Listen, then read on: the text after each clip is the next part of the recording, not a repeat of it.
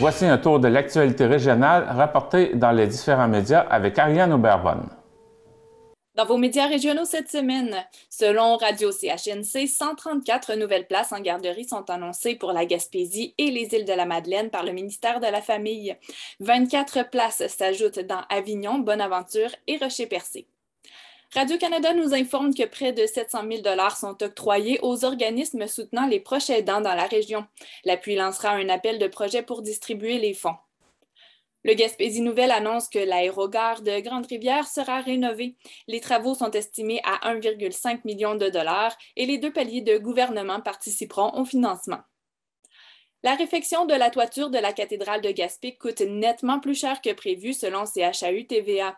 Les frais dépassent les estimations de près d'un demi-million et les fenêtres en hauteur sont maintenant à changer, ce qui nécessitera une levée de fonds majeure. Radio Gaspésie nous apprend que la croissance du personnel infirmier est plus lente en Gaspésie qu'ailleurs au Québec. La région compte le tiers d'augmentation par rapport au reste de la province. Radio CHNC soulève la suspension de 3 employés du CIS de la Gaspésie qui ne sont pas pleinement vaccinés puisqu'ils ont refusé de se soumettre aux tests de dépistage obligatoires dans leur situation à raison de 3 fois par semaine. Le député de Bonaventure, Sylvain Roy, déplore que du personnel non vacciné ait accès aux écoles de la région. Selon magaspésie.ca, des parents soupçonnent que la situation soit à l'origine d'une éclosion de COVID-19 à l'école Saint-Paul de Pabot.